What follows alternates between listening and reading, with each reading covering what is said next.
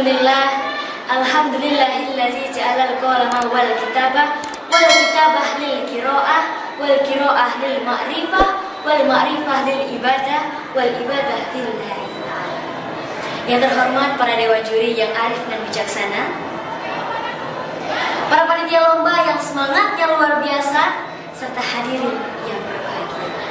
Pertama-tama marilah kita panjatkan puja dan puji syukur kehadiran the King of the King, the love of the world, and the creator of everything in this universe, Allah Subhanahu wa Ta'ala. Biqaulina alhamdulillah. Salawat serta salam terus tercurahkan kepada sang proklamator kemerdekaan yang terkenal dengan sistem dakwahnya mengajak bukan mengejek, merangkul bukan memukul, mengkafirkan yang sudah Islam bukan mengkafirkan yang sudah Islam, Nabi Muhammad SAW.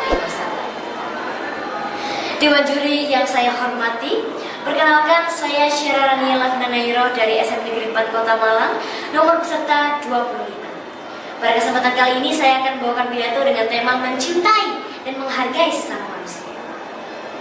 Dijelaskan dalam potongan surat Al-Hujurat ayat 13, A'udzu billahi minasyaitonir rajim. Bismillahirrahmanirrahim.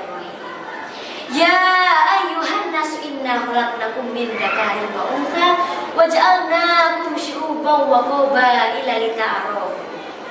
Wahai manusia, sesungguhnya kami, kata Allah, menjadikan kita semua, menciptakan kita semua dari jenis laki-laki dan dari jenis perempuan.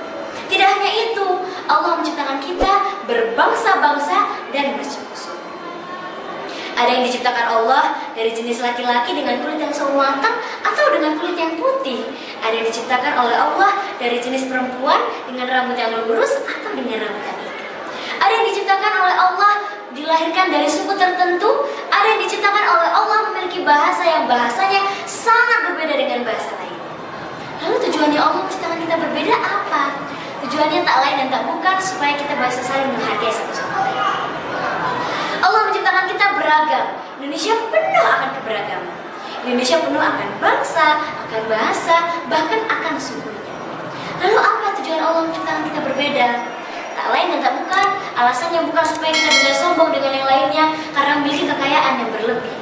Bukan supaya kita bisa merasa lebih mulia karena memiliki kepintaran, memiliki ketampanan, memiliki kecantikan yang lebih dari orang lain. Tapi tujuannya adalah supaya kita bisa saling menjaga, bisa saling menghargai, bisa saling menghormati satu sama lain. Lalu apakah Allah menyuruh kita untuk saling mencintai, saling menghargai antar sesama manusia tanpa memberikan contoh kepada Nabi dan Rasulnya? Tentu saja tidak. Jamaah yang dirahmati Allah, sudah banyak diceritakan dalam catatan sejarah seberapa santunnya Nabi ketika beliau menghadapi perbedaan. Dari bala Nabi bukan hanya perbedaan seperti kita, bukan hanya perbedaan bahasa, bukan hanya perbedaan bangsa, bukan hanya perbedaan suku, tapi yang dari bala Nabi juga perbedaan agama. Sudah banyak diceritakan sikap Rasulullah ketika beliau bergaul dengan orang-orang Yahudi, dengan orang-orang yang munafik ketika beliau sedang berada di kota Madinah masa hijrah. Rasulullah tetap menerima sikap lahiriah mereka, bahkan membiarkan mereka untuk memeluk agamanya secara bebas. Sudah banyak hadis sahih yang menjelaskan sikap toleransi yang dipegang teguh oleh Rasulullah ketika beliau bergaul dengan orang-orang non-muslim di sekitarnya. Contohnya saja, kisah Nabi ketika beliau pernah menggadaikan baju perangnya kepada Abu Syam, seorang Yahudi. Juga diceritakan seberapa ramahnya beliau ketika beliau menjamu sebagian tamu-tamu perempuan Yahudi, dan seberapa ramahnya beliau ketika beliau menjamu tamu-tamu Nasrani Najran di Masjid Nabawi. Oleh karena itu jangan merasa bangga, jangan merasa lebih mulia karena memiliki kepintaran atau kekayaan yang lebih dari orang lain. Jangan merasa lebih mulia karena memiliki kecantikan atau ketampanan yang lebih dari orang lain. Karena di mata Allah kita adalah sama. Di mata Allah yang dinilai bukanlah kepintaranmu, bukanlah kekayaan atau kecantikan atau bahkan kepintaranmu, tapi dinilai oleh Allah adalah seberapa kuat iman dan seberapa kuat ketakwaan kita kepada Allah Subhanahu wa Ta'ala. Inna akramakum indallahi atqakum.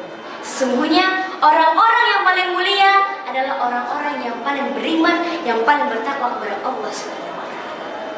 Maka dari itu, semoga ini bisa menjadi pengingat bagi kita, bisa menjadi sebuah reminder bagi kita bahwa apa yang kita miliki di dunia, mulai dari kepintaran, mulai dari kekayaan, kecantikan atau ketampanan, tidak bisa menjamin kita bisa menerobos surga Allah di akhirat kelak.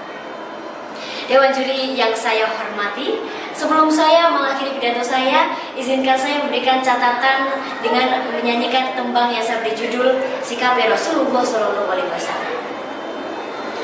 Lare Islam kang beriman, wonten jaman ingkang enggal puniki, cokon sikap puniku, amun kengkenan Allah, tumuti sikap saya Rasul puniku, ingkang wonten ing Al-Quran, mulai dinten puniki. Hadirin beserta dewan juri yang terhormat, sebelum saya benar-benar mengakhiri pidato saya hari ini, izinkan saya memberikan ucapan. Bayi merangkak di atas tanah, merangkak hingga ke belakang rumah. Semoga pidato ini bisa membawa berkah untuk lentera di alam barzah. Terima kasih. Wabillahi taufiq wal hidayah. Wassalamualaikum warahmatullahi wabarakatuh.